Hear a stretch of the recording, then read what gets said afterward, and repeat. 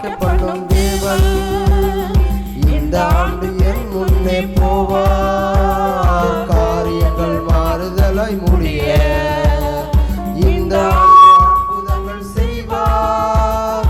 காரியங்கள் மாறுதலாய் முடிய இந்த ஆண்டு அற்புதங்கள் செய்வார்.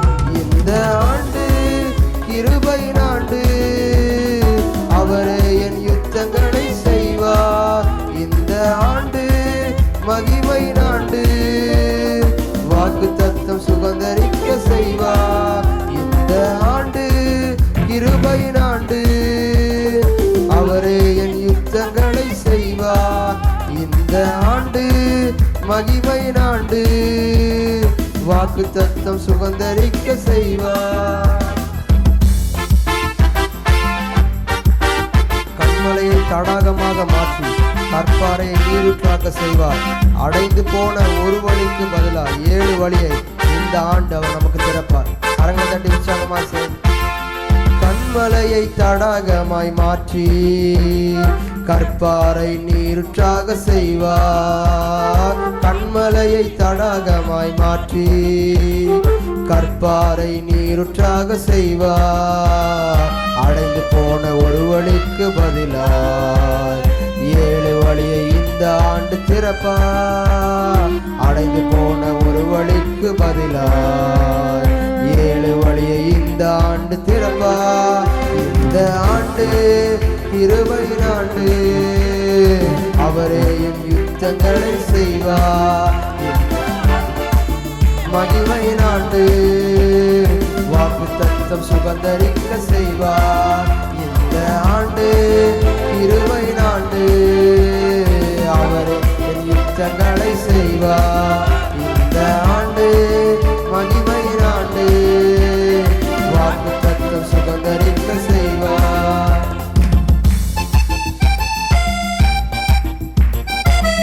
வானத்தின் பலகணியை திறந்து இடம் கொள்ளாமல் நம்முடைய ஆசீர்வாதத்தை நமக்கு தருகிறது.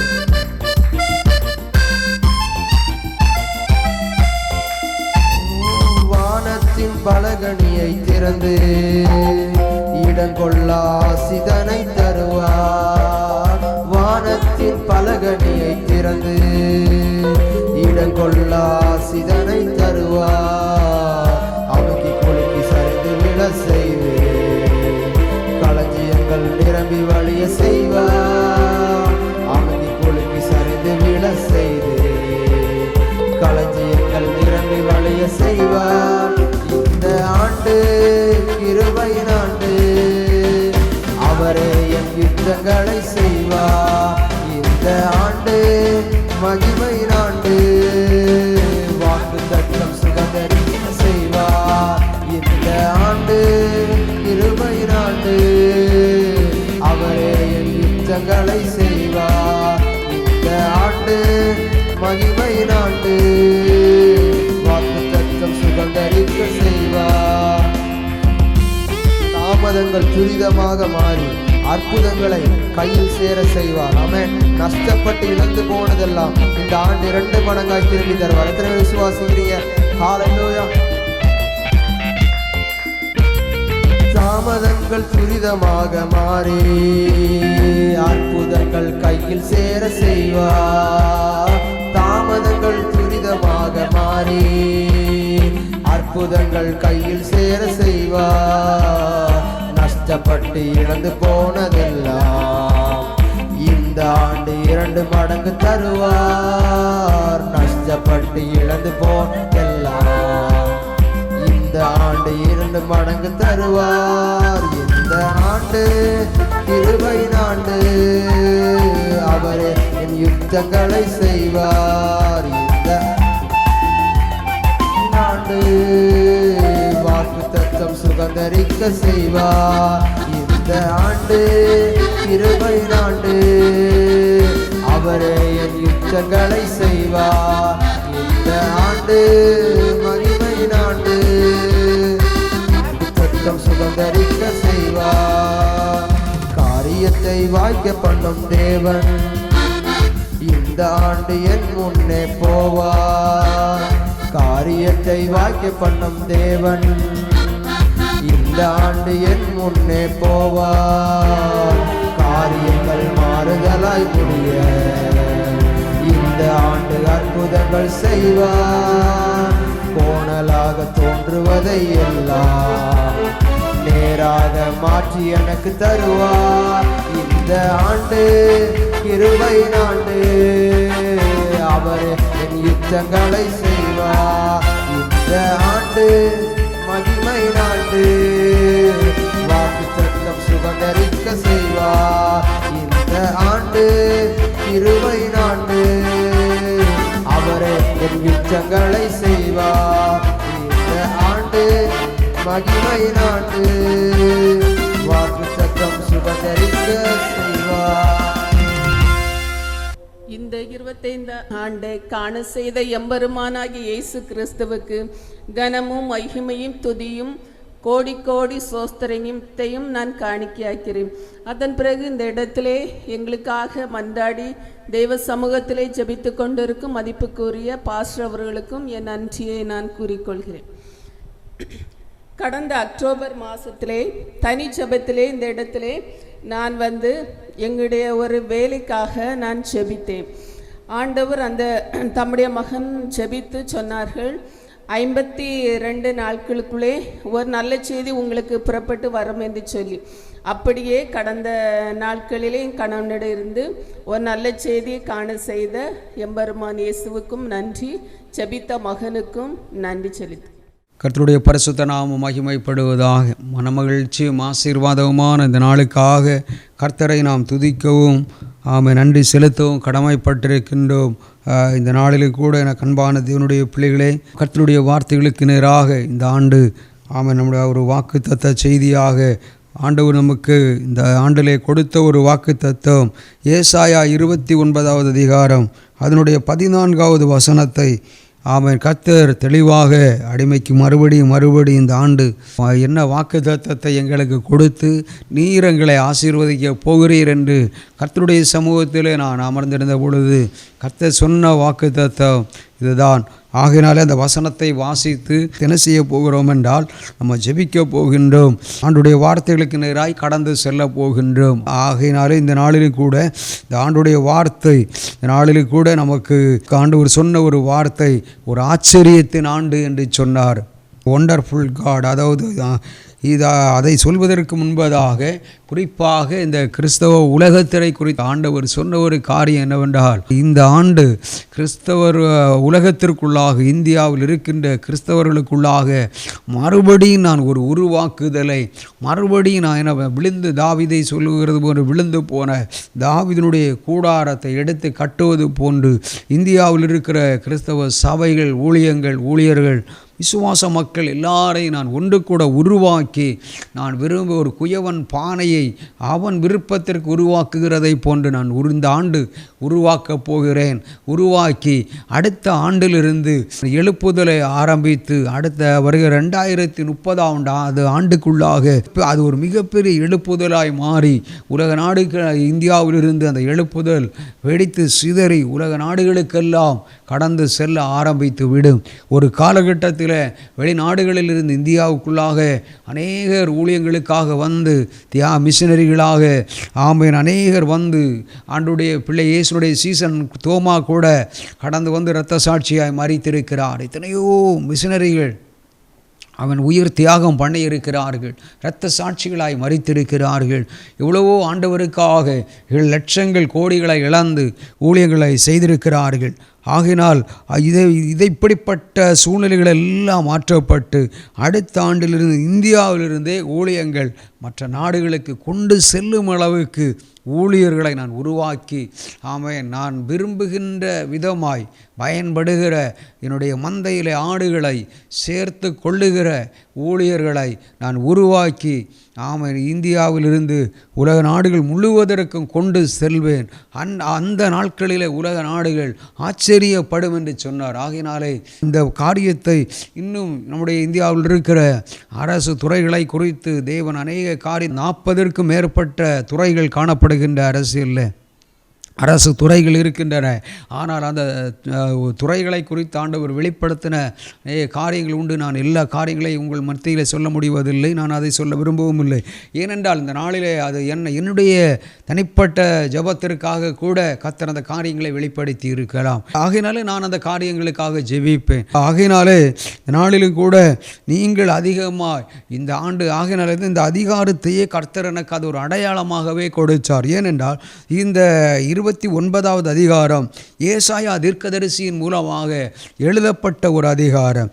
ஆனால் அங்கே அந்த பாருங்கள், அது முதலாவது வசனம் 2வது வசனம் வாசிக்கும் பொழுது, தாவீது வாசம் பண்ணின நகரமாகிய அரியேலே அரியேலே ஐயோ, வருஷா வருஷம் பண்டிகைகளை அனுசரித்து வந்தாலும் அரியேலுக்கு இடுக்கம் உண்டாக்குவேன், அப்பொழுது துக்கமும் சலிப்பும் உண்டாகும், அது எனக்கு அரியலாகத்தான் இருக்கும் என்று சொன்னார். அப்போ அது இது ஒரு பக்கம் பாருங்கள். அப்போ அரிய ஒரு பட்டணத்தை குறித்து தேவன் சொன்ன காரியம் என்ன? அவன் அரியேல் பட்டணத்தை குறித்து தேவனுடைய மனிதனாகிய தாவீது வாசம் பண்ணின அந்த பட்டணத்தை குறித்து தேவன் ஐயோ என்று சொல்வதற்கான காரியம் என்ன என்று அந்த அதிகாரத்திலேயே சில எல்லா வசனங்களையும் நாம் தியானிக்க முடிவதில்லை. அன்று சித்தமானால் இதாக ஒரு மாதத்தில் இந்த அதிகாரத்தை வைத்து உங்களோடு கூட பேச ஆசைப்படுகிறேன்.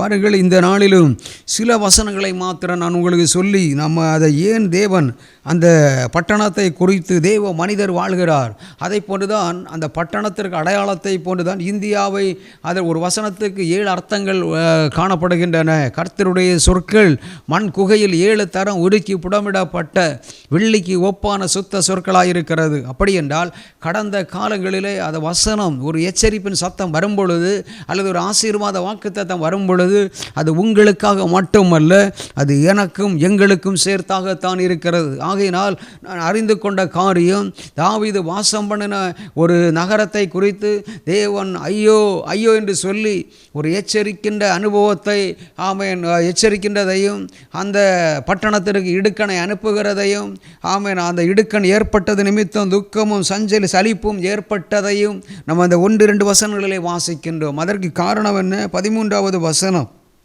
இந்த ஜனங்கள் தங்கள் வாயினால் என்னிடத்தில் சேர்ந்து தங்கள் உதடுகளினால் என்னை கனம் பண்ணுகிறார்கள், அவர்கள் இருதயமோ எனக்கு தூரமாய் விலகியிருக்கிறது, அவர்கள் எனக்கு பயப்படுகிற பயம் மனுஷராலே போதிக்கப்பட்ட கற்பனையாயிருக்கிறது.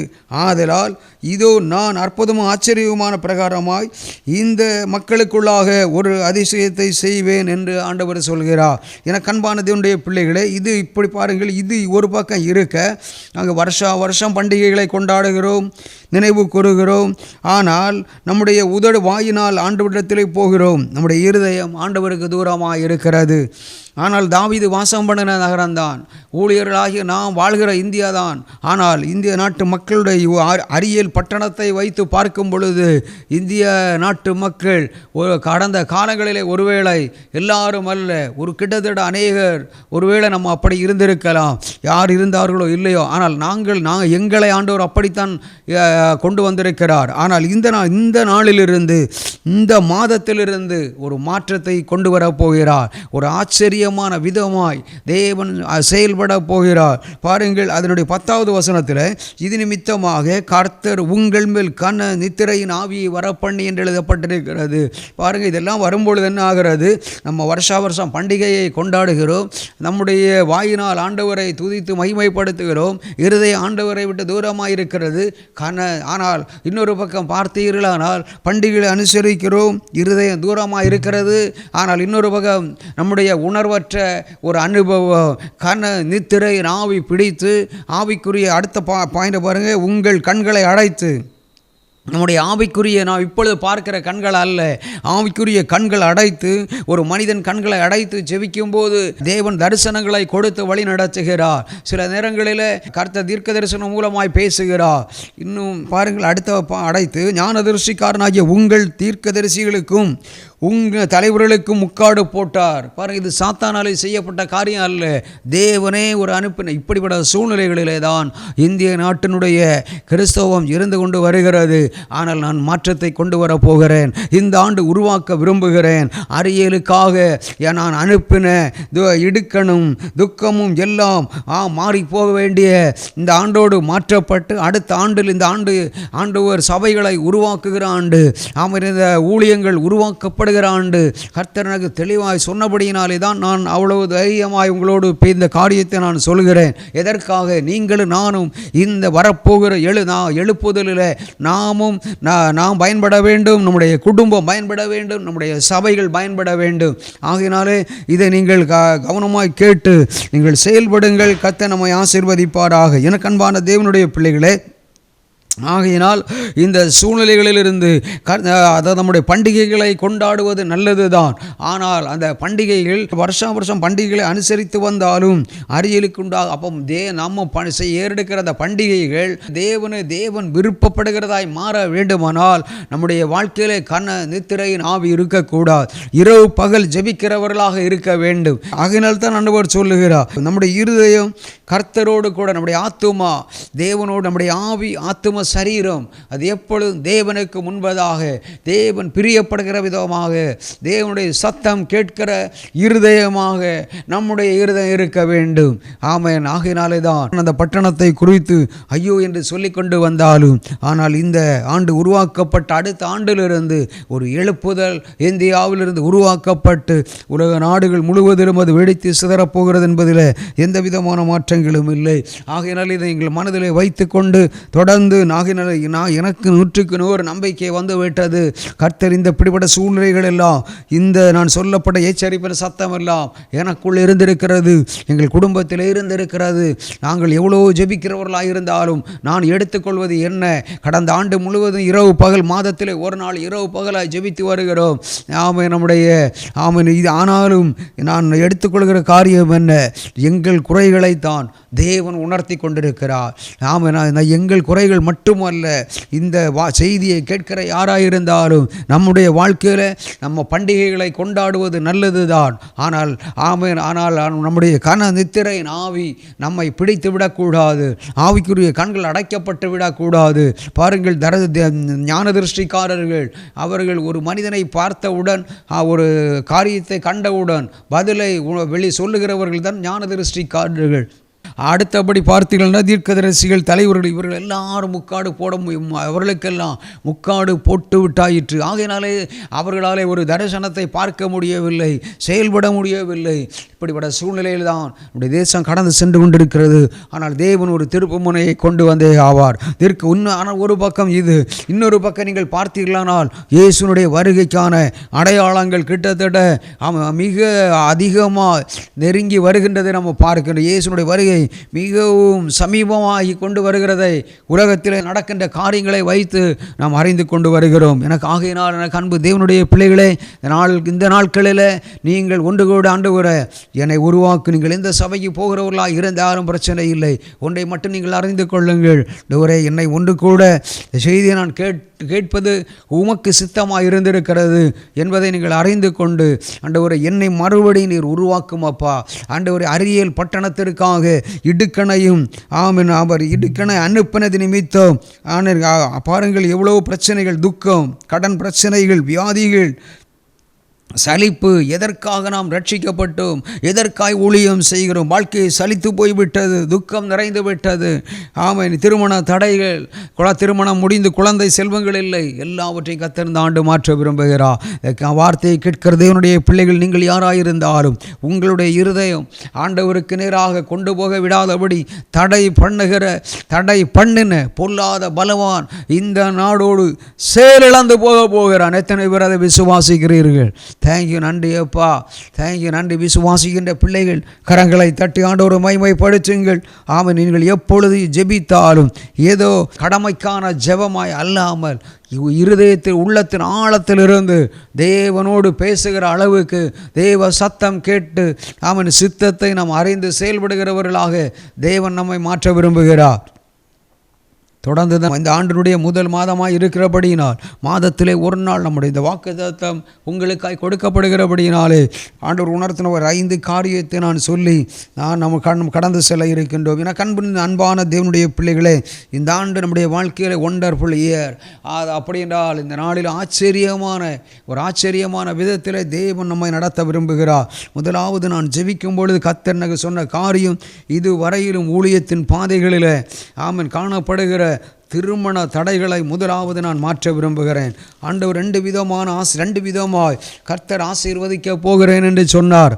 ஒன்று, அவர் சொன்ன காரியம் அவன் ஆசீர்வதித்து ஆச்சரியப்படுத்துவேன். 2வதாக சொன்னார், அற்புதங்களை செய்து ஆச்சரியப்படுத்துவேன். ஆசீர்வாதங்களை 2 பகுதியாக பிரித்து என் மக்களுக்கு சொல் என்று சொன்னார். ஆகையினாலே ஆண்டவர் இந்த நாளிலே 2 விதமான ஆசீர்வாதங்களை நமக்காக தர விரும்புகிறார். ஒன்று, அவர் நம்மை ஆசீர்வதித்து ஆச்சரியப்படுத்த போகிறார். 2, அற்புதங்களை நம்முடைய வாழ்க்கையில் செய்து நம்மை ஆச்சரியப்படுத்த போகிறார். இத்தனை பேர் அதை நம்புகின்ற தேவனுடைய பிள்ளைகள் கரங்களை தட்டி ஆண்டவரை மகிமைப்படுத்துங்கள்.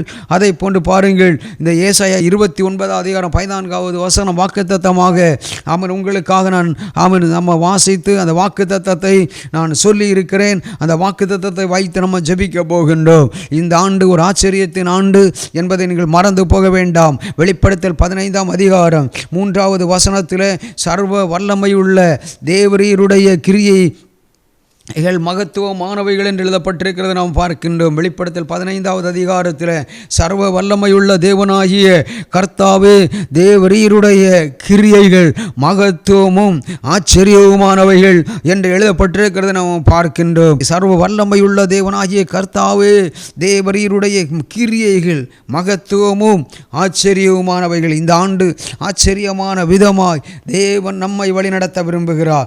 முதலாவதாக ஆண்டவர் என்ன செய்கிறார் என்றால், ஈசாக்கினுடைய வாழ்க்கையில் ஏற்ற ஒரு துணையை ஆண்டவர் ரெபெக்காளை கொடுத்து வாக்குத்தத்த மகன் ஆபிரகாமுக்கு தேவன் தன்னுடைய வாக்குத்தத்த மகனாகிய ஈசாக்குக்காக ஏற்ற ஒரு துணையை உண்டு பண்ணுறது ஒரு ஆச்சரியம் என்று சொல்லி ஆதியாகமம் 24 21 வசனத்திலே வாசிக்க முடிகிறது.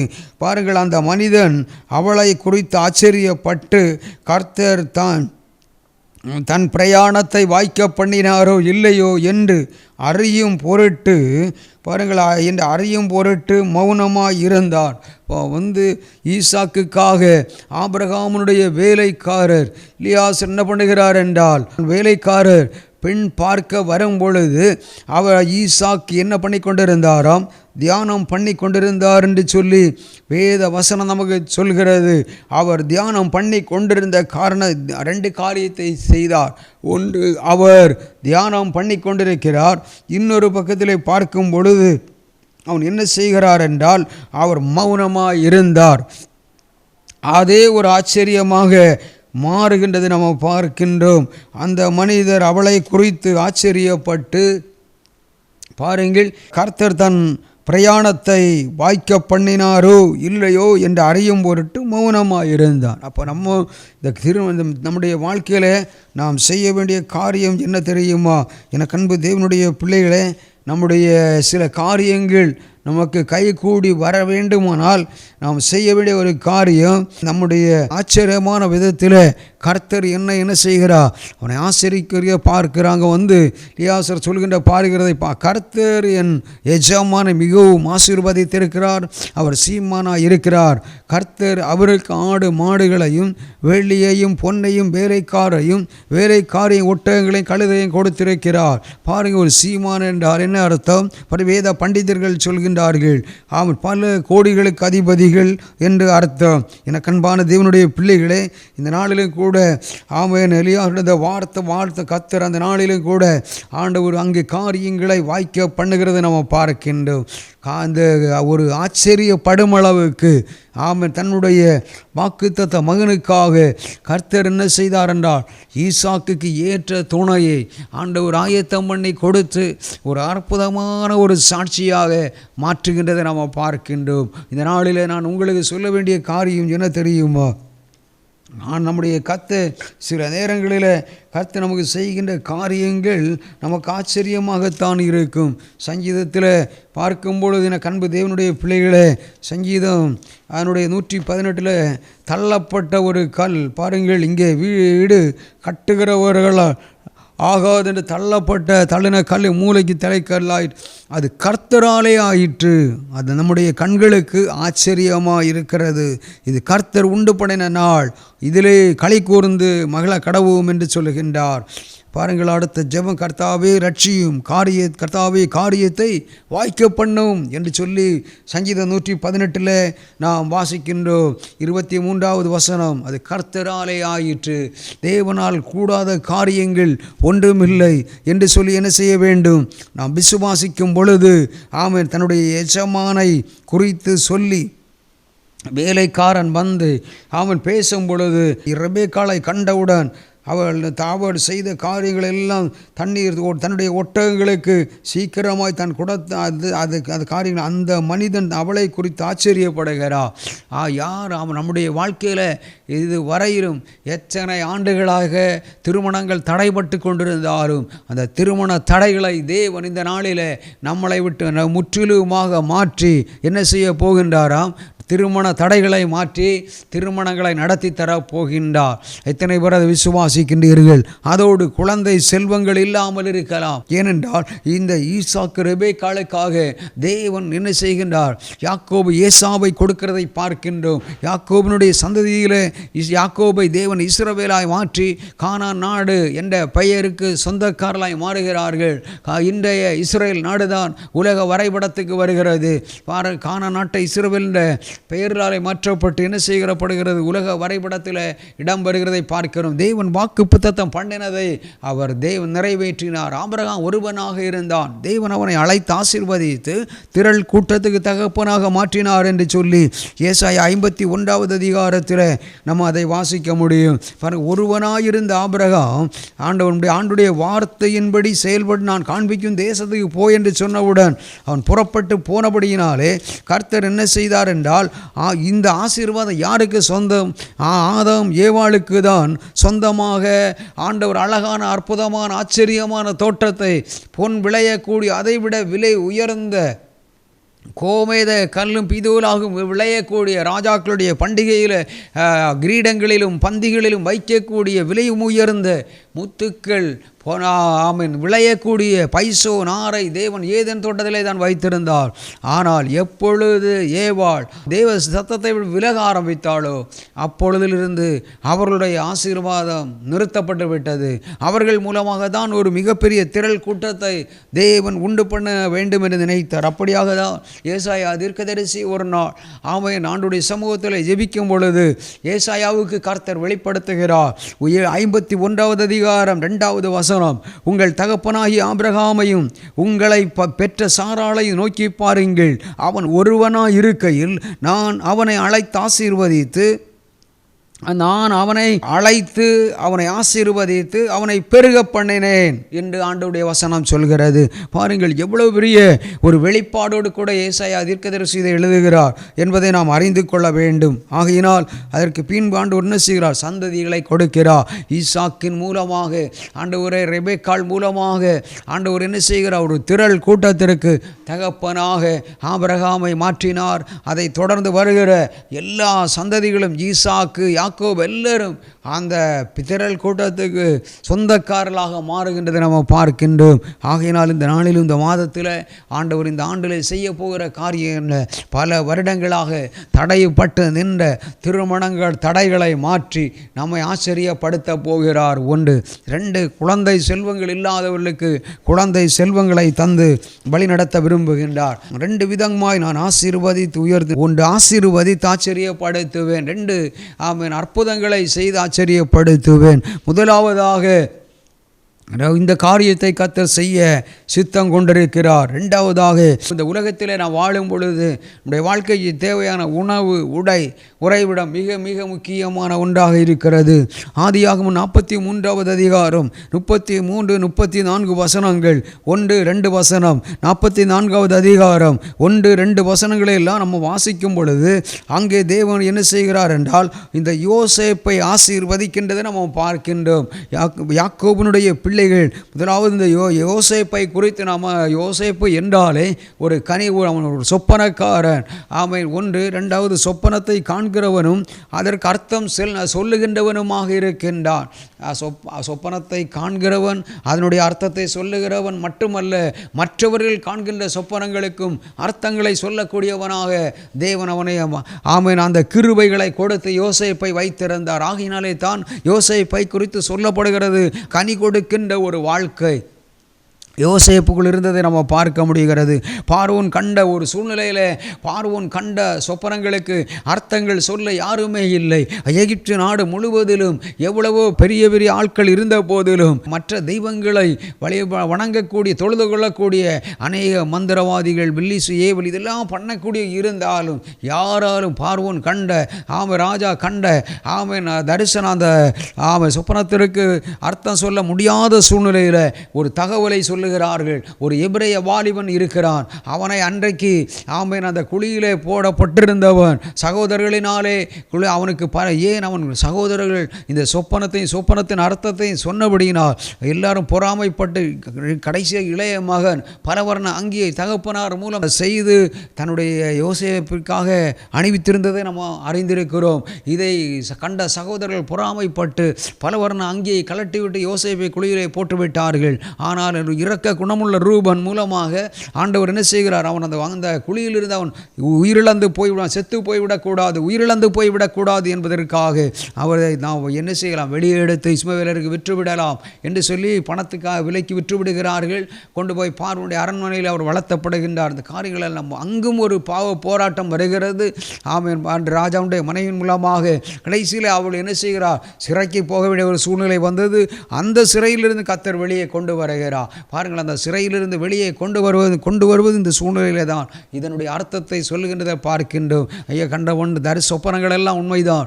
7 ஆண்டுகள் இப்படிப்பட்ட சொப்பனங்கள் எல்லாம் பஞ்ச காலம் இந்த காரியத்தை எல்லாம் சொல்லுகிறார். கடைசியாக ராஜா சொல்லுகின்ற நிலைமை என்ன, ஆமென், என்னுடைய அடுத்த பொறுப்பிலே உன்னைத்தான் நான் வைக்கப் போகிறேன். என்னுடைய 2வது ரதம் ஆமென் உனக்குத்தான் தரப்பட போகிறது. நீ என்ன சொல்கிறாயோ அதைத்தான் இங்கே இந்த நாட்டு மக்கள் கேட்க வேண்டும் என்ற கட்டளை பிறப்பிக்கப்பட்டு விட்டது.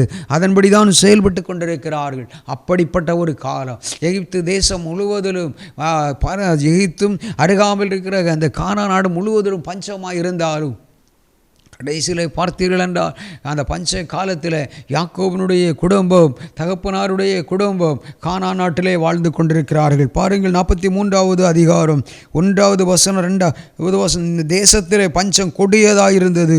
எகிப்திலிருந்து அவர்கள் கொண்டு வந்த தானியம் செலவழிந்த போது அவர்கள் தகப்பன் அவர்களை நோக்கி, நீங்கள் திரும்ப போய் எகிப்துக்கு போய் நமக்கு கொஞ்சம் தானியம் வாங்கி கொண்டு வாருங்கள் என்று யாக்கோபு சொல்லுகிறார். அதன்படி அவர்கள் என்ன செய்கிறார்கள், பணங்களோடு போகிறார்கள். அவர்கள் தங்கள் பாருங்கள் பின்பு அவர்கள் சொன்னபடியே என்ன செய்கிறார்கள், உணவுக்காக பைகளோடும் பைகளுக்குள்ளாய் பணத்தோடும் போகிறார்கள். இதை அவர்கள் வரும்பொழுது யோசேப்பு கண்டு என்ன செய்கிறார், ஐயோ இது நம்முடைய குடும்பம் அல்லவா, நம்முடைய தகப்பனாருடைய குடும்பம், எல்லாவற்றையும் அறிந்து கொண்டு அவர் என்ன செய்கிறார் என்றால் அந்த யாரிடத்திலும் பணம் வாங்க வேண்டாம், கொண்டு வந்த சாக்குகளை எல்லாம் நிரப்பி கொண்டு வந்த பணங்களை எல்லாம் அதற்குள்ளேயே போட்டு அனுப்பிவிடுங்கள் என்று சொல்லி ஆமென் யோசேப்பு உண்மையிலே அந்த என்ன பண்ணுகிறான், அனுப்பிவிடுகிறான். அவன் அழுகிறதற்கு இடம் தேடி அவன் என்ன செய்கிறாராம், யோசேப்பு தன்னுடைய சகோதரர்களை கண்டவுடன் அவன் அழுகிறதற்கு அவனுடைய அழுகை அதிகமாய் வந்தது நிமித்தமாக அழுவதற்காக அவன் இடம் தேடி கடந்து போனான் என்று எழுதப்பட்டிருக்கிறதை பார்க்கிறோம். பாருங்க, எனக்கு அன்பு தேவனுடைய பிள்ளைகள், அந்த அளவுக்கு ஒருவேளை அன்றைக்கு நம்மை குழியிலே போட்டு விட்டார்களே, ஆகையினால் நம்முடைய தகப்பனார் நமக்கு செய்து கொடுத்த அந்த பலவர்ண அங்கியெல்லாம் கலட்டி விட்டார்களே. இப்படிப்பட்ட எண்ணம் வந்து பழி வாங்க வேண்டுமென்றால் பழி வாங்கி இருக்கலாம். ஆனால் பழி வாங்க அவர் நினைக்காமல் என்ன செய்கின்றார்கள் என்றால், வந்தவர்களுக்கு தேவையான உணவுகளை கொடுத்து கொண்டு வந்த பணங்களை திரும்ப அதே பைகளிலே போட்டு பாருங்கள். அவர்கள் தங்கள் சாக்குகளில் உள்ள தானியத்தை கொட்டுகையில் இதோ அவனவன் சாக்கில் அவனவன் பணமுடிப்பு இருந்தது. அந்த பணமுடிப்புகளை அவர்கள் தகப்பனும் கண்டு பயந்தார்கள். ஒரு ஆசீர்வாதத்தை கண்டு பயப்படுகிறார்கள். பொதுவாகவே நாம் அறிந்து கொள்ளுகிற காரியம் என்ன? ஏதோ நம்ம இழப்புகளை கண்டு பயப்படுவோம். ஆனால் வருகின்ற ஆசீர்வாதங்களை கண்டு பயப்படும் அளவு ஆண்டவர் என்ன செய்கின்றார் என்றால், யோசேப்பின் மூலம் அற்புதம் செய்கிறதை பார்க்கிறோம். அவர்கள் அதனுடைய 43வது அதிகாரம் 33வது வசனத்தின்படி பார்க்கும் பொழுது, எல்லா சகோதரர்களையும் வேலைக்காரர்கள் மூலமாக வரிசையாய் அமரச் சொல்லுகிறார்.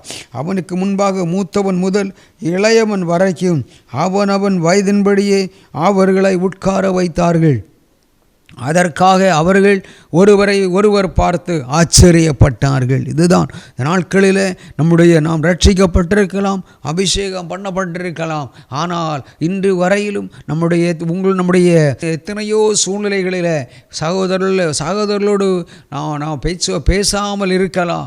நம்முடைய குடும்பத்தில் பெற்றோருக்கு எத்தனையோ விதமாக பிரச்சனையாக இருந்தாலும் கர்த்தர் என்ன செய்கிறார் என்றால், இந்த ஆண்டு செய்ய போகிற காரியம் என்ன? எல்லா சண்டைகளிலிருந்தும் பிரிவினைகளிலிருந்து குடும்பங்கள் பிரிந்து கிடக்கின்ற குடும்பங்கள் உடைந்து கிடக்கின்ற சபைகள் எல்லாம் ஒருமனப்பட்டு, ஆண்டவர் அதைத்தான் அங்கே சொல்லுகிறார். ஒரு ஃபஸ்ட்டு உணவை கொடுத்து மட்டும் அனுப்பாமல் எல்லாரையும் ஒருமனப்படுத்தி ஐக்கியமாக எல்லாரும் வரிசையாய் உட்கார்ந்து அதில் பெண்ணியம்மனுக்கு 5 பங்காக அதிகமாய் கொடுத்து நிறைய காரியத்தை நம்ம பார்க்க முடிகிறது. யோசேப்பு சொன்னபடியே அவர்கள் செய்தார்கள் நம்ம பார்க்கின்றோம். இந்த நாளில் நம்முடைய வாழ்க்கையை தேவையான, இந்த பூமிக்குரிய வாழ்க்கையை தேவையான என்னென்ன ஆசீர்வாதங்கள் நமக்கு தேவையோ அவைகளை தேவன் நமக்கு தந்து நம்மை வழிநடத்த போகின்றார். ஆமாம் என்பதை நீங்கள் மறந்து போக வேண்டாம். இத்தனை பேர் அதை விசுவாசிக்கிறீங்க. நமக்கு ஒரு வேளை நம்முடைய வாழ்க்கையில் படித்தும் ஒரு வேலை கிடைக்கவில்லை, அல்லது வேலை கிடைத்தும் நம்ம எதிர்பார்க்கிற சம்பளம் வரவில்லை, நல்ல ஒரு ப்ரமோஷன் வரவில்லை, ஒரு இன்கிரிமெண்ட் வரவில்லை, இப்படிப்பட்ட சூழ்நிலையிலே நம்ம காணப்பட்டு கொண்டிருந்தாலும் எல்லாவற்றையும் தேவன் மாற்ற விரும்புகிறார். உணவை தருவார், உடைகளை தருவார், உறைவிடத்தை தருவார், நமக்கு தேவையான அத்தனை வாகனங்களை தருவார். இந்த ஆண்டு அந்த அற்புதங்களை நிச்சயமாக நம்ம அதை கண்டு என்ன செய்யப்பட போகிறோம்? ஆச்சரியப்படும் அளவுக்கு தேவன் நம்மை மாற்ற விரும்புகிறார். என கண்பதையுடைய பிள்ளைகளை ஆகினாரே நம்மை ஆசீர்வதித்து ஆச்சரியப்படுத்த போகிறார்.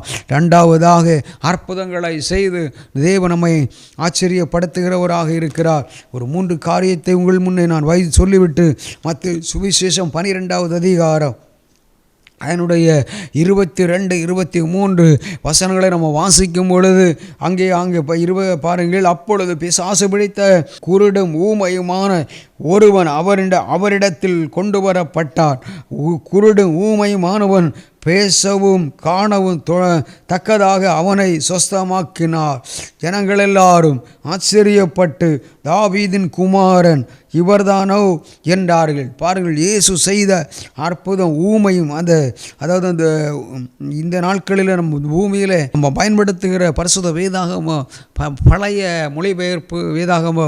ஆனால் இன்றைக்கு நாம் உலகத்தில் வாழும் பொழுது இப்படிப்பட்ட வார்த்தைகளை நம்ம அதிகமாக பேச முடிவதில்லை. குருடா, ஊமை, இப்படி மாற்றுத்திறனாளிகள், அது இப்படி ஆகையினாலே ஊமையும் செவிடுமான ஆவிகள், அதற்கு நம்ம என்ன பேச முடியாது. ஊமை குருடுமான ஆவி பிடித்த ஒரு மனிதனை இயேசுவினிடத்தில் கொண்டு வர ஆரம்பித்தவுடன் இயேசு அந்த இடத்தில் எவ்வளவு பெரிய அற்புதங்களை செய்ததை கண்டு மக்கள் எல்லாரும் ஆச்சரியப்படுகிறது நம்ம பார்க்கின்ற. இந்த நாளிலிருந்து இத்தனை ஆண்டுகளும் நம்முடைய வாழ்க்கையில் நமக்கு எதிரானவன், நமக்கு சத்துருவானவன் நம்முடைய வாழ்க்கையில் நம்முடைய கவனங்களை திருப்பி நம்முடைய சிந்தைகளை எல்லாம் சிதறடிக்க பண்ணி நம்முடைய நம்முடைய சரீரத்தில் ஒருவேளை நம்முடைய வாழ்க்கையில் சத்துருவானவன் எந்த விதங்களில் நம்மை தாக்கி போராடி கொண்டிருந்தாலும், ஒருவேளை இந்த மனிதன் பேச முடியாதவனாக, கேட்க முடியாதவனாக, குருடும் கண் பார்வை இழந்தவன், ஆமன், அது மட்டுமல்ல பேச முடியாத மனிதன், ஆமன், கண் பார்வை இழந்தவன், பேச முடியாதவன், ஆமன், கண் பார்வை இல்லை, இதெல்லாம் அங்கு கொடுக்கப்பட்டிருக்கிறது நம்ம பாருங்கள். இப்படிப்பட்ட ஒரு மனிதனுக்கு இயேசு அற்புதம் செய்ததை கண்டு அவன் என்ன செய்தார்களாம்? ஆச்சரியப்பட்டார்கள். இனி வருகிற நாட்களில் இனி ஆண்டவர் இந்த ஆண்டு செய்ய போகிற காரியம் அதுதான். ஆண்டவர் இயேசு சொன்னார், என்னை விசுவாசிக்கின்ற பிள்ளைகள், என்னை பின்பற்றுகிற பிள்ளைகள் என்னை விட என்ன செய்வார்கள்? பெரிய காரியங்கள் செய்வார்கள். நிச்சயமாக நம்முடைய வாழ்க்கையில் ஆமென் அற்புதங்களை எதிர்பாருங்கள். ஆண்டவரே, நான் சுகமாய் வாழ வேண்டும், ஆரோக்கியமாய் வாழ வேண்டும், சத்துரு போராட்டங்கள் இல்லாமல் வாழ வேண்டும், பில்லி சூனியங்கள், ஏவல்கள், வன்கண்கள், எரிச்சல்கள், விழிசாபம் எதுவும் என்னை தாக்கக்கூடாதப்பா. அப்படி நம்ம ஜெபிக்கிறவர்களாக நாம் மாற வேண்டும். ஒன்று. ரெண்டாவது, நாம் மற்றவர்களுக்கு நாம் என்ன செய்ய வேண்டும்? இயேசுவை அறியாத மக்களுக்கு ஒரு பிரச்சனையோடு நம்மிடத்தில் வருகிறார்கள் என்றால், நம்ம பணி செய்கிற இடத்தில் வேலை செய்கிற இடமாக இருக்கலாம், நம்முடைய குடும்பத்தின் நபர்களாக இருக்கலாம், ஆனால் அப்படி பிரச்சனையோடு இருக்கிறவர்களுக்கு இந்த காரியங்களையெல்லாம் நீங்கள் சொல்லிக் கொடுக்கும் பொழுது நிச்சயமாய் அவர்கள் நம்புவார்கள். நீங்கள் அந்த இடத்துல ஒரு சிறு ஜெபத்தை ஏறெடுக்கும் பொழுது உங்கள் மூலம் அந்த இடத்தில் அற்புதம் நடந்தே ஆகும். என அன்பு தேவனுடைய பிள்ளைகளை, வார்த்தை அனுப்பி என் ஆண்டவர் என்ன செய்தார் என்றால் சுகமாக்குகிறது நம்ம பார்க்கின்றோம். எனக்கு அன்பு தேவனுடைய பிள்ளைகள், இந்த நாடு இயேசுவினிடத்தில் வந்த எப்படிப்பட்ட மனிதர்களாக இருந்தாலும் அவர்கள் சுகமாக்கப்பட்டதை நாம் பார்க்கின்றோம். இன்னொரு பக்கத்தில் இங்கே பார்த்தீங்கன்னா, இயேசுனுடைய சீசர்கள், இயேசுவோடு இருந்த இயேசுனுடைய சீசர்கள் கூட 40 ஆண்டுகளாக நடக்க முடியாத ஒரு மனிதனை எருசலேம் தேவாலயத்திற்கு முன்பதாக கொண்டு வைத்து கொண்டு என்ன செய்தார்களாம்? அந்த மனிதனை வைத்து பிச்சை எடுத்து வாழ்ந்து கொண்டிருந்தார்கள். பேதுரு யோவானும் அந்த வழியாய் போகும் பொழுது அந்த மனிதன் பிச்சை கேட்கிறான். அப்பொழுது அந்த பேதுரு சொல்லுகிறார், யோவானும் சொல்லுகின்றார்கள், எங்களிடத்தில் வெள்ளியும் பொன்னும் ஒன்றுமே இல்லை, ஆனால் ஒன்று இருக்கிறது, அது இயேசுனுடைய நாமம். அந்த நாமத்தை நாங்கள் சொல்லும் பொழுது உனக்கு இத்தனை ஆண்டுகளும் கிடைத்த அந்த பணங்கள் அல்ல, அந்த பணங்களை விட நீயே சுகமாவாய் என்று அந்த மனிதனிடத்திலே சொல்ல, அந்த மனிதர் அதை நம்ப கரத்தை பிடித்து அப்படியே தூக்கி விடுகிறார். உடனடியாக வலது கையினால், அப்பொழுது பேதுரு, வெள்ளியும் பொன்னும் என்னிடத்தில் இல்லை, என்னிடத்தில் உள்ளதை உனக்கு தருகிறேன், நசரேயனாகிய இயேசு கிறிஸ்துவின் நாமத்தினாலே நீ எழுந்து நட என்று சொல்லி வலது கையினால் அவனை பிடித்து தூக்கி விட்டான். உடனே அவனுடைய கால்களும் கரடுகளும் பலன் கொண்டது. அவன் குதித்தெழுந்து நின்று நடந்து குதித்து தேவனை துதித்து கொண்டு அவர்களுடனே கூட தேவாலயத்துக்குள் பிரவேசித்தான். அவன் நடக்கிறதை தேவனை துதிக்கிற ஜனங்கள் எல்லாரும் கண்டு தேவாலயத்தில் அலங்கார வாசல் அண்டையில் பிச்சை கெட்டு உட்கார்ந்து இவன்தான் என்று அறிந்து அவனுக்கு சம்பவித்ததை குறித்து மிகவும் ஆச்சரியப்பட்டு பிரமித்தார்கள். கரங்களை தட்டி ஆண்டவரை மகிமைப்படுத்துங்கள். ஆகினாலே எவ்வளவு பெரிய வியாதிகளாக இருக்கலாம். பல வருடங்கள் இயேசு கூட பெதஸ்தா குளத்தின் 38 ஆண்டுகளாய் நடக்க முடியாத மனிதனை நடக்க வைத்தார். ஆனால் இயேசு சொன்னார், என்னை விசுவாசிக்கிற பிள்ளைகள் என்னை விட பெரிய காரியங்களை செய்வார்கள். அமெரிக்க நாட்டிலே ஓரல் ராபர்ட் என்று சொல்லுகிற தேவ மனிதர் எத்தனையோ நூற்றுக்கணக்கான எத்தனையோ அற்புத அடையாளங்களை அவர் செய்து நிறைவேற்றினதை பார்க்கின்றோம். அதை போல்தான் ஸ்மித் விக்கல் சுவர்த் என்று சொல்லுகிற தேவ மனிதர் மரித்தவர்களை உயிரோடு எழுப்பி ஒரு சாதனையாளராக மாறினார். இந்த நாளிலும் கூட ஆண்டவரே, எங்களுடைய ஊழிய பாதைகள் எத்தனையோ காரியங்களை நான் சொல்ல முடியும், ஆனால் நான் அந்த பகுதிக்கு கடந்து செல்ல விரும்பவில்லை. நேரத்தை முன்னிட்டு நான் தொடர்ந்து ஒரு காரியத்தை நான் சொல்லி உடனடியாக நம்ம ஜெபிக்க போகிறோம். கடைசியாக அவர் செய்கின்ற ஒரு காரியம் மார்க்கு சுவிசேஷம் 6வது அதிகாரம் அதனுடைய 47வது வசனத்திலிருந்து நாம் வாசிக்கும் பொழுது அங்கே ஒரு காரியத்தை அறிந்து கொள்ள முடிகிறது.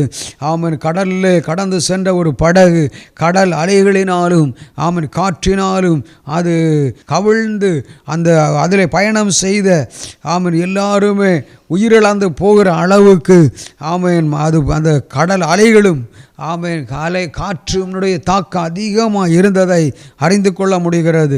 உடனடியாக எல்லாரும் சத்தமிட்டு அலறி உடனே அவர்களோடு பேசி திடன் கொள்ளுங்கள், நான் தான், பயப்படாதிருங்கள் என்று சொல்லி அவர்கள் இருந்த படகில் ஏறினார். இயேசு போய் ஏறுகிறார். அப்பொழுது காற்று அமர்ந்தது. அதனால் அவர்கள் தங்களுக்குள்ளே மிகவும் பிரமித்து ஆச்சரியப்பட்டார்கள். கெனசரேத் நாட்டிற்கு அருகாமல் இருந்த அக்கறைக்கு போவோம் வாருங்கள் என்று சொல்லி இயேசுவும் அதே படகில் தான் இருந்தார்கள். ஆனால் அங்கு ஏற்பட்ட ஒரு கொந்தளிப்பை ஆண்டவர் தடுத்து நிறுத்துகிறத நாம் பார்க்கின்றோம். என அன்பு தேவனுடைய பிள்ளைகளை, இந்த நாளில் கூட பாருங்கள், நம்முடைய வாழ்க்கையில், நம்முடைய தனிப்பட்ட வாழ்க்கையிலும், நம்முடைய குடும்பத்திலும், நம்முடைய ஊழிய பாதைகளிலும், நம்முடைய தொழில் காரியங்களில், விவசாய நிலங்கள் காரியங்களில், எந்த ஒரு காரியத்தில் நம்முடைய வாழ்க்கையில் கொந்தளிப்புகளோடு கூட காணப்பட்டு கொண்டிருக்கிறோமோ, அந்த கொந்தளிப்போடு இருக்கிற நம்முடைய வாழ்க்கையில் இயேசு வரப்போகின்றார். இயேசு நம்மோடு தான் இருக்கிறார். ஆனால் அதை நாம் அறிந்து கொள்ளாமல் இருக்கிறோம். ஆனால் இயேசு நம்மோடு இருக்க வேண்டுமானால் நம்முடைய வாழ்க்கையில் பாவ மன்னிப்பு நிச்சயத்தை நாம் பெற்றுக்கொண்டவர்களாக இருக்க வேண்டும். ஞானஸ்நானத்தை பெற்றுக்கொண்டவர் திருமுழுக்கு நாம் பெற்றுக்கொண்டவர்களாக இருக்க வேண்டும். அதை போன்றுதான் நமக்கும் ஆண்டவருக்கும் இடையில் ஒரு தொடர்பு இருக்கும் பொழுது எவ்வளவு பெரிய கொந்தளிப்புகள் வந்தாலும் பாருங்கள், அங்கு ஒரு உயிர் கூட போகவே இல்லை. அந்த கொந்தளிப்பு காற்றும் கடலும் பயங்கரமாய் சத்தமிட்டு அலறுகிறார்கள். பயங்கரம். அந்த இடத்துல தான் இயேசு அந்த மக்களை பார்த்து என்ன சொல்லுகின்றார், உடனடியாக அந்த கொந்தளிப்பு அங்கே தடுத்து நிறுத்தி அங்கே ஒரு அமைதல் உண்டு பண்ணி அவர்களால் உண்டு பண்ணினதை கூட இருந்த எல்லாரும் ஆச்சரியப்படும் அளவுக்கு அங்கே ஒரு அற்புதம் அவர்கள் இருந்த படவில் ஏறினார். பொழுது காற்று அமர்ந்தது. பாருங்கள், அதில் அவர்கள் தங்களுக்குள்ள மிகவும் பிரமித்து ஆச்சரியப்பட்டார்கள். ஆச்சரியப்படும் அளவுக்கு நம்முடைய வாழ்க்கையில் தேவன் அற்புதங்களை செய்ய போகின்றார். 3 விதமான அற்புதங்களை மட்டும்தான் நான் சொல்லியிருக்கிறேன். இயேசு செய்த அற்புதங்கள் எழுதினால் புத்தகங்கள் கொள்ளாதென்று வேத பண்டிதர்கள் சொல்லியிருக்கின்றார்கள். என அன்பு தேவனுடைய பிள்ளைகளை, ஊமையும் பேச முடியாத, காது கேட்காத ஒரு மனிதனை இயேசுவினிடத்திலே கொண்டு வந்த பொழுது இயேசு அவனுக்கு சுகத்தை கொடுக்கிறதை கண்டு ஆச்சரியப்பட்டார்கள். 40 ஆண்டுகளாக பாம்பு நடக்க முடியாத ஒரு மனிதனை நடக்க வைத்து பேதரும் யோவானும் நடக்க வைத்ததை கண்டு மக்கள் ஆச்சரியப்படுகிறத நாம் பார்க்கின்றோம். அதை போன்று இயேசு இன்னொரு இடத்துல ஒரு பெரிய கொந்தளிப்பின் மத்தியிலும் காற்றையும் கடலையும் இயற்கையை கட்டுப்படுத்தி அவர் அற்புதத்தை செய்கிறத நம்ம பார்க்கிறோம். நம்முடைய வாழ்க்கையில் நாம் எங்கு பயணம் செய்தாலும் இயற்கையின் சேதங்கள், இயற்கையின் சீற்றங்கள் நம்மையோ நம்முடைய குடும்பத்தையோ நம்முடைய வாகனங்களையோ அது தாக்காதபடி தேவன் நம்மை பாதுகாத்து வழிநடத்துவார். நாளிலும் கூட தொடர்ந்து நாம் ஜெபிக்க போகிறோம். எல்லாரும் எழும்பி நிற்கலாம். நாம் ஜெபிக்க போகிறோம். தேங்க்யூ, நன்றி அப்பா. ஒரு விசை உம்முடைய பாதத்தில் வருகின்றோம் ஆண்டவரே. ஒரு விசை மனம் இறங்குவீராக. உம்மாலே முடியாத காரியங்கள் ஒன்றும் இல்லை அப்பா.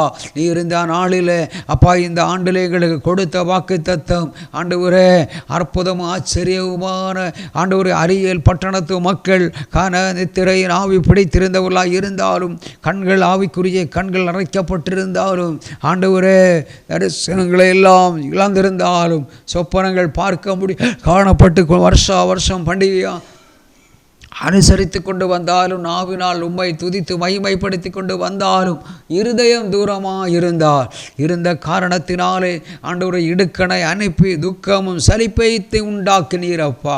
ஆனால் இந்த ஆண்டு அந்த படிபட சூழ்நிலைகளிலிருந்து முழு விடுதலை தந்து ஆண்டவரே திருமண தடைகளை மாற்றி ஈசாக்குக்கு ரெபெக்காளை ஆயத்தம் பண்ணினதை கண்டு வேலைக்காரர் ஆச்சரியப்படுகிறத நாங்கள் பார்க்கிறோம். மௌனமாக இருக்கிறத நாங்கள் பார்க்கிறோம்.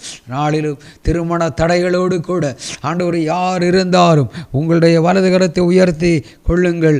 இப்பொழுது உங்களுடைய வாழ்க்கையில் இருக்கிற திருமண தடைகளை தேவன் மாற்றி கானாவூர் திருமண வீட்டிலே வந்து அற்புதம் செய்ததை விட மேலாக இந்த நாளில் உங்கள் வீட்டிலே வந்து ஆமென் அற்புதம் செய்து அற்புதமான இந்த ஆண்டு முடிவதற்குள் நீங்கள் குடும்பமாக மனிதன் தனிமையாயிருப்பது நல்லதல்ல, ஏற்ற துணையை உண்டு பண்ணுவேன் என்று சொன்னீரேன். இந்த வாக்குத்தத்தத்தை ஆமென் என்றும் அப்பா நிறைவேற்றி அற்புதமான ஒரு சாட்சியாய் நிறுத்த போகின்ற கிருபைகளுக்காய் கோடி நன்றிகள் அப்பா.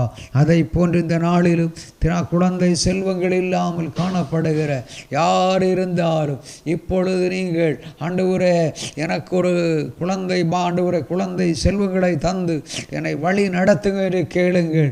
ஆண்டவரே ஈசாக்கு ரெபேக்காளுக்காக யாக்கோபை இசாவை கொடுத்த தேவன் இந்த நாளிலும் உடைய வாழ்க்கையில் அற்புதம் செய்ய வல்லமை உள்ளவராயிருக்கிறார். அந்நாளுக்கு சாமுவேலை கொடுத்த தேவாதி தேவன் அவன் எலிசபெத்துக்கா யோவானை கொடுத்த தேவாதி தேவன் நம்முடைய ராகேலுக்காக எத்தனையோ குடும்பங்களில் அற்புதம் செய்த தேவாதி தேவன் இந்த நாளிலும் அப்பா ஆண்டவரை எந்தெந்த உறுப்புகள் செயலிழந்திருந்தாலும் மருத்துவ ஆண்டவரை ரிப்போர்ட்டுகள் எல்லாம் ஆண்டவரை இவர்கள் குழந்தை செல்வங்களையே பெற்றுக்கொள்ள முடியாது என்றிருந்தாலும் இப்பொழுது ஆண்டவரே அற்புதம் செய்கின்ற கரம் அப்பா, நீ உன் பிள்ளைகளையும் காண்பாய் என்கின்ற வாக்கு தத்தத்தை நிறைவேற்றி உம்முடைய நாமத்தை மகிமைப்படுத்தி அருளுங்கப்பா. நீர் அப்படி செய்தருள போகிறதற்காக கோடி நன்றிகள் ஆண்டவரே. அதை போன்று இந்த நாளிலும் கூட ஆண்டவரை ஆசீர்வதித்து ஆண்டவரை ஆச்சரியப்படுத்துவேன் என்று சொன்னீரே அப்பா. பஞ்ச காலத்தில் யோசே யாக்கோபனுடைய குடும்பத்திற்கு தேவையான உணவுகளையும் ஆண்டவரே அப்பா ஆண்டவரே பணங்களை கொடுத்து உடைகளை கொடுத்து தேவையான எல்லாவற்றையும் கொடுத்து வழி நடத்தின நீர் அப்பா. இந்த ஆண்டு முழுவதும் எங்களுடைய வாழ்க்கையை தேவையான உணவுகள் உடைகள் அப்பா உறைவிடம் வீடு வாசல்கள் வாகனங்கள் தந்து அப்பா ஆண்மை நீர் எங்களை ஆசீர்வதிக்கிறதை ஆண்டவரை எங்கள் கண்கள் காணப்போகிறதற்காக கோடி நன்றிகள் ஆண்டவரை. கர்த்தர் அப்படியே நம்மை ஆசீர்வதித்து பொருளாதாரங்களை தடைப்பட்ட ஆண்டவர் எவ்வளவு பெரிய பஞ்சமாயிருந்தாலும் அந்த பஞ்ச காலத்திலும் நமக்கு பசி நம்முடைய வாழ்க்கையில் தேவன் ஆமென் அந்த பஞ்சத்தின் மத்தியிலும் நம்மை பசியோடு வைக்காமல் ஆசீர்வாதமாய் வைக்க போகிறார். உணவுகள் உடைகள் உறைவிடத்தை தந்து வாகனங்களை தந்து ஆமென் கையிட செய்கிற தொழில் காரியங்களிலே ஆசீர்வாதங்களை தந்து கர்த்தர் வழி நடத்த போகிறார். தகப்பனே நீர் அப்படி செய்தருள போகிறதற்காக கோடி நன்றிகள் ஆண்டவரே. அதை போன்று இந்த நாளிலும் அற்புதமும் ஆச்சரியமான பிரகாரமாக இந்த மக்களுக்குள்ளாக ஒரு அதிசயத்தை செய்வேன் என்று சொன்னீர் அல்லவா. ஏசாயா 29:14 அரியேல் பட்டணத்து மக்களுக்கு செய்த அற்புதம் எங்களுக்கு நீ செய்தருள போகிறதற்காக நன்றி அப்பா. தாவீது வாசம் பண்ணி கொண்டது பட்டணமாயிருந்தார் ஆண்டவர் இந்த பட்டணத்துக்கு அற்புதம் செய்த நீர் அப்பா. எங்களுக்கும் ஒரு ஆச்சரியப்படும் அளவுக்கு அற்புதம் செய்ய போறதுக்கா நன்றி அப்பா. அதை போன்று இந்த நாளிலும் அற்புதங்களை செய்து ஆச்சரியப்படுத்துவேன் என்று சொன்னீரே அப்பா. ஆண்டவரை வாய் பேச முடியாத காதை கேட்காத ஒரு மனிதனை உம்மிடத்திலே கொண்டு வந்த பொழுதப்பா நீர் எவ்வளவு அற்புதமாக ஆண்டவரை கொடுத்த சுகத்தை கண்டு சீசரும் கூட இருந்தவர்கள் ஆச்சரியப்பட்டார்கள் அல்லவா. அப்படியே எங்கள் வாழ்க்கையில் ஆண்டவரை இப்படிப்பட்ட ஆவி பிடித்த பலவீனப்படுத்துகிற அந்த ஆவிகள் எங்கள் வாழ்க்கையில் சரீரங்களை யாருடைய சரீரங்களை தாக்கி போராடி கொண்டிருக்கிறதோ அந்த போராட்டங்களில் இருந்தப்பா இப்பொழுதே ஒரு விடுதலை கொடுத்தப்பா வழி நடத்தி உடைய நாமத்தை மகிமைப்படுத்துங்க ஆண்டவரே. அதை போன்று ஆண்டவரே இந்த நாளிலும் ஆண்டவரே 40 ஆண்டுகளாக நடக்க முடியாத மனிதனை அப்பா ஆண்டவரே பேதுருவுடைய நாமத்து நிமித்தமாக ஆண்டவரே நான் எழுந்து நடக்க வைத்ததை நாங்கள் பார்க்கின்றோம். ஆண்டவரே நாங்கள் வாசித்தோம் தியானித்தோம் அப்பா. இந்த நாளிலும் கூட எங்களுடைய ஊழிய பாதைகளில் ஆண்டவரே இப்படிப்பட்ட அற்புதங்கள் சர்வ சாதாரணமாக நீரங்களுக்காக ஆண்டவரே இந்த உம்முடைய நாமத்தின் மகிமைக்காக ஒரு கூட்டம் மக்கள் ரட்சிக்கப்படுவதற்காக நீர் எங்களுக்காய் பலமாய் செய்து உம்முடைய நாமத்தை மகிமைப்படுத்துங்கப்பா. அதை போன்று இந்த நாளிலும் ஆண்டவரே அதை போன்று கொந்தளிப்புகளின் மத்தியிலே கடந்து சென்ற படகை நீர் அந்த படகிலே வந்து ஏறினது நிமித்தம் அந்த கொந்தளிப்புகள் எல்லாம் ஆண்டவரே தடுத்து நிறுத்தப்பட்டதப்பா. உயிர் பயம் மாறிவிட்டது ஆண்டவரே. தேங்க்யூ. உம்முடைய வல்லமை உள்ள கரத்தில் அர்ப்பணித்து ஜெபிக்கிறேன் தகப்பனே. ஒரு விசை நீர் எங்களுடைய தனிப்பட்ட வாழ்க்கையிலும் குடும்பத்திலும் ஊழியத்திலும் வந்து நீர் எங்களோடு இருந்து கொந்தளிப்புகளை மாற்றி அமைதல் உண்டு பண்ணி சமாதானத்தை கொடுத்து ஆசீர்வாதங்களை தந்து ஆண்டவரே சுகபல ஆரோக்கியத்தை தந்து அப்பா பணங்களாலும் பொருட்களாலும் நீர் எங்களை நிரப்பி வழி நடத்த போகின்றதற்காய் கோடி நன்றிகள் ஆண்டவரே. கோடிக்கணக்கான பணிவிடை ஆவிகள் இப்பொழுது செயல்பட ஆரம்பித்து விட்டதற்காய் நன்றி அப்பா. தடைகளை உடை தெரிகிற ஆண்டவரை மிகாபில் தூதனையும் ஆண்டவர் ஆசீர்வாதங்களை கொண்டு வருகிற காபிரியல் தூதனை எங்களுக்காய் அனுப்பினதற்காய் கோடி நன்றிகளப்பா. எங்களுக்காக எங்களோடு இருப்பதற்காக தேற்றரவாளனாகிய பரிசுத்த ஆவியானவரை எங்களுக்காக நீர் வைத்திருக்கிறீர் அல்லவா. நான் போய் உங்களுக்காய் ஒரு தேற்றரவாளனை அனுப்புவேன், அவர் உங்களோடு இருப்பார் என்று சொன்னீர் அல்லவா. இந்த பரிசுத்த ஆவியானவர் எங்களோடு கூட இருப்பதற்காக கோடி நன்றிகள் ஆண்டவரே. அதை போன்று இதுவரையிலும் ஆண்டவரே நாங்கள் ஆண்டவர் ரட்சிக்கப்படாத யார் இருந்தாலும் அந்த படகிலே ஆண்டவர் வந்த நீரப்பா மக்களுடைய வாழ்க்கையிலே கடந்து போய் அவருடைய வாழ்க்கையிலே காணப்படுகிற கொந்தளிப்புகள் ஆண்டவர் முழுவதும் மாற்றப்பட்டு ரட்சிக்கப்பட்டு பரலோகத்திற்கு கடந்து வர கிருபை தந்து வழி நடத்துங்க. நீர் அப்படி செய்தருள போகிறதற்காய் கோடி நன்றிகளப்பா. தகப்பனை நாங்கள் ஆராதிக்கின்ற ஆண்டவரே எங்கள் பிதா குமாரன் பரிசுத்த ஆவியாகிய திரியேக தேவன் ஆமென் தேவனுடைய நாமத்தினாலே அப்பா ஆண்டவரே உம்முடைய பிள்ளைகளை மனதார ஆண்டவரை வாழ்த்தி ஆசீர்வதி ஜெபிக்கிறேன். இந்த ஆண்டு ஒவ்வொரு மாதங்களும் ஒவ்வொரு ஆண்டு ஒரு ஆச்சரியமான விதமாக நீர்களை நடத்த போகிறதற்காய் கோடி நன்றிகளப்பா. தொடர்ந்து நீங்கள் வழி நடத்துங்கப்பா. ஆசீர்வதி எல்லா துதி கன மையம் ஒருவருக்கே நாங்கள் செலுத்துகிறோம். இயேசுவின் நாமத்தில் ஜெபிக்கிறோம். ஜெபம் கேளு நல்ல பிதா. ஆமென்.